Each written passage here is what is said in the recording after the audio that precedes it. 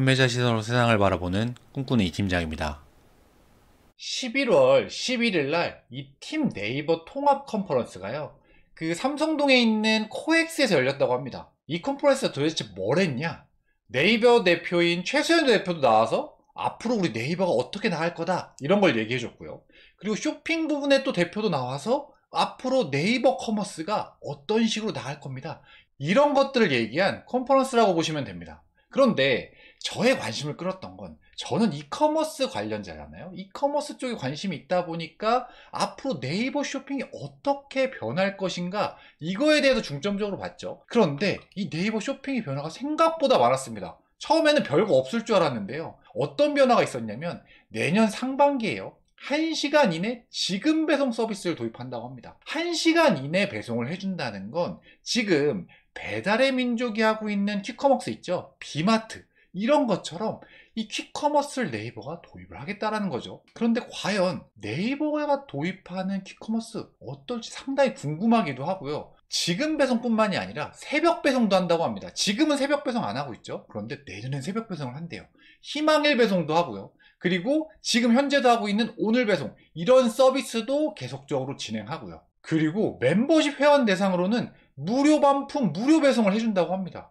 지금까지 얘기했던 거 너무 쿠팡과 유사하죠. 정말 쿠팡을 꼭 집어서 야, 너랑 제대로 경쟁해 볼 거야, 이런 것 같습니다. 그 전에 네이버가 약 2년 전쯤에 도착 보장을 시작할 때 사람들이 기대감이 많았었죠.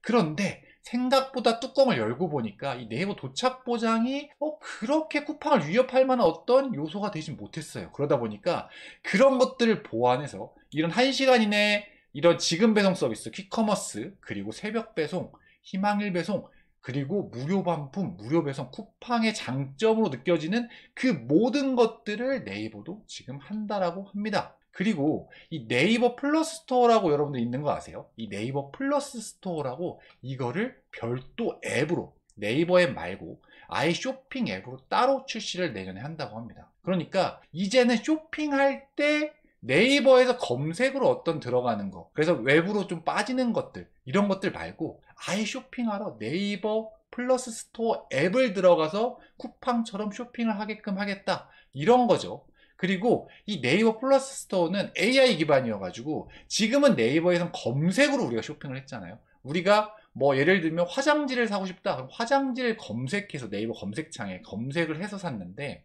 이 플러스 스토어는 검색으로도 물론 살 수 있지만 탐색 기반으로 내가 기존에 샀던 것들, 관심 있어 했던 것들을 바탕으로 처음에 화면에 쫙 띄워줍니다, 네이버가. 그리고 그걸 먼저 보고 사람들의 쇼핑을 유도한 그런 탐색 기반으로 바뀐다고 해요. 그리고 멤버십 서비스를 강화하기 위해서 아까 말씀드렸던 무료 배송, 무료 반품 장착을 하고요.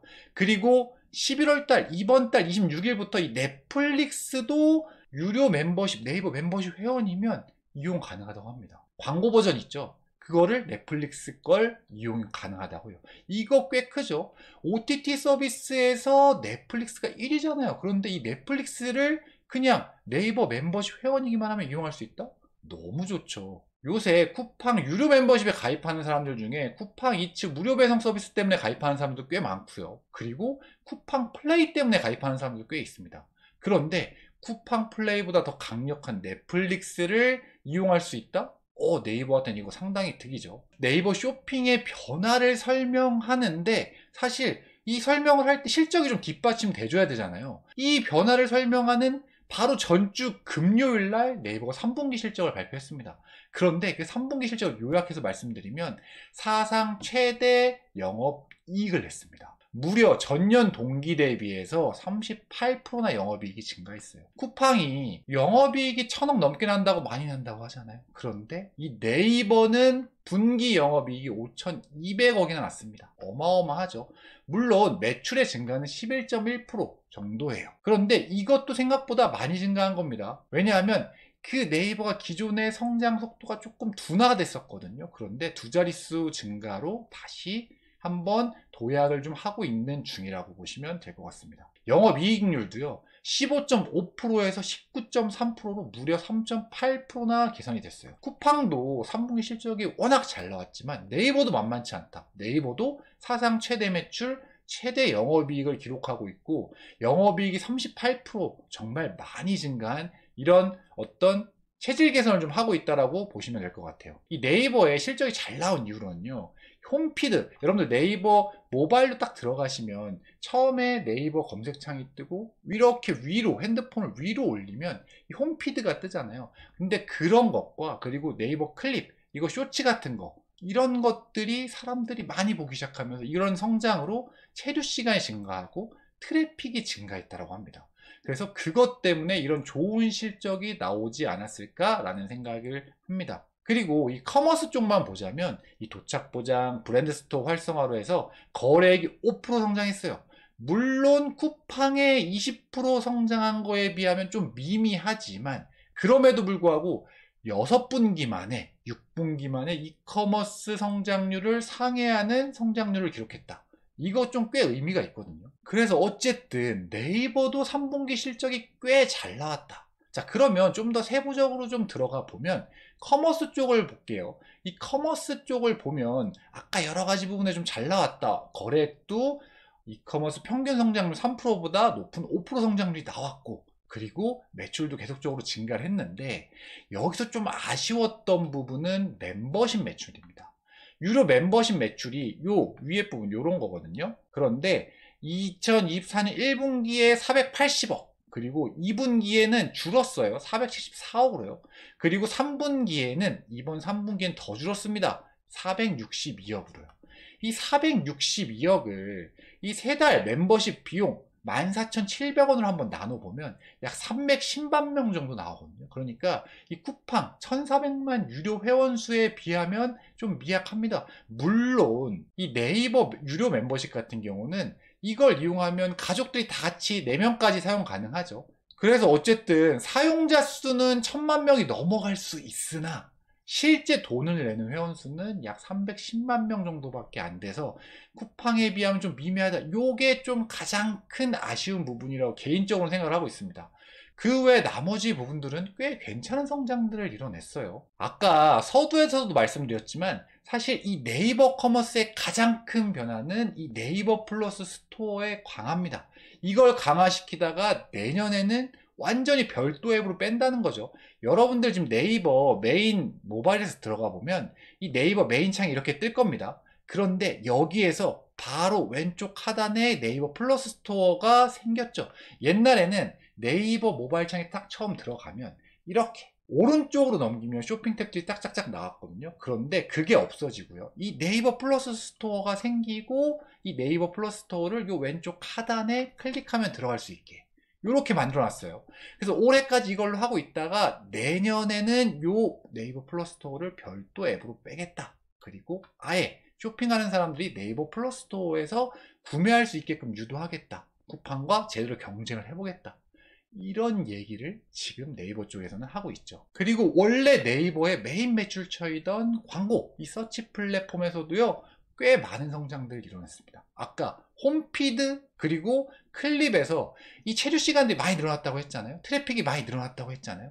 그것 때문에 당연히 트래픽이 올라가면 체류 시간이 올라가면 광고 클릭하는 게 많아지겠죠. 그러니까 광고비 받는 것들이 많아지다 보니까 이 광고 매출도 11%나 성장하면서 꽤 많은 성장을 이뤄냈습니다. 이 서치 플랫폼의 이 두 자릿수 성장도 정말 오랜만에 보는 것 같아요. 그리고 네이버 페이로 얘기할 수 있는 이 핀테크 부분, 이 핀테크 부분도 여전히 꾸준한 성장을 하고 있습니다. 전년 동기 대비해서 13% 성장했고요. 거래액도 계속적으로 우상향하는 모습 보이고 있죠. 그리고 꺾이지가 않습니다. 거래액이. 어쨌든 꾸준히 우상향하고 일정한 기울기를 잘 올라가고 있는 것처럼 보이는데 제가 개인적으로 네이버페이를 쓰거든요. 네이버페이를 좀 많이 활용하는데 원래 쇼핑할 때 주로 썼단 말이죠. 그런데 요새는요. 오프라인에서도 많이 쓰게 됩니다. CU, GS 편의점 같이 그냥 일반적으로 편의점 갈 때도 많이 쓰기도 하고요. 그리고 제가 이제 파리바게트를 자주 가는데 샐러드 때문에 이 파리바게트에서도 이게 연계가 돼 있어가지고 할인을 해주기 때문에 네이버페이를 제가 쓰거든요. 그러다 보니까 저도 네이버페이를 오프라인에서 쓰는 경우가 이제 많아졌어요. 그런데 저 같은 소비자들이 많아진 거죠. 그러다 보니까 이 외부 결제액은 전년 대비해서 무려 약 38%나 성장합니다. 이제 네이버에서 검색이나 커머스만 돈을 버는 게 아니라 이 핀테크, 네이버 페이 쪽에서도 계속적으로 돈을 버는 그런 구조를 지금 만들어 나가고 있다고 보시면 될 것 같습니다. 이번 3분기에 사업 부분별 손익을 보면 이 네이버 같은 경우는 커머스와 서치 플랫폼을 묶어서 발표를 해요. 그런데 이 서치 플랫폼과 커머스에서 약 5,770억 정도의 영업이익을 기록했죠. 그리고 핀테크도 330억 정도 이렇게 영업이익을 이번 분기에 기록합니다. 물론 컨텐츠와 클라우드는 적자예요. 그래서 이 적자를 이걸로 메꾸는데 메꾸고 나서도 5,250억 정도의 영업이익 전체적으로 그렇게 이익을 거뒀다. 아까 말씀드렸죠? 전년 동기 대비해서 무려 38%나 성장한 수치. 정말 고무적인 수치가 아닐 수가 없습니다. 그리고 네이버는요, 어쨌든 네이버 입장에서는 쿠팡과 경쟁을 해야 되잖아요. 그런데 쿠팡과 경쟁을 해야 되는데 쿠팡 같은 경우는 아직도 돈을 잘 벌고 있는데도 불구하고 계속적으로 투자하고 있죠. 그 전에 엄청난 투자를 해왔는데 지금도 아직까지도 계속 투자를 하고 있다는 거예요. 그런데 이런 쿠팡과 경쟁을 하려면 돈이 있어야 되는데 다른 이커머스 플랫폼들은 돈이 있는 데가 거의 없어요. 그런데 네이버는요, 현금민 현금성 자산이 무려 연결 기준으로 약 6.8조나 있습니다. 정말 많은 돈이 있기 때문에 쿠팡과 제대로 경쟁을 해볼 수 있다.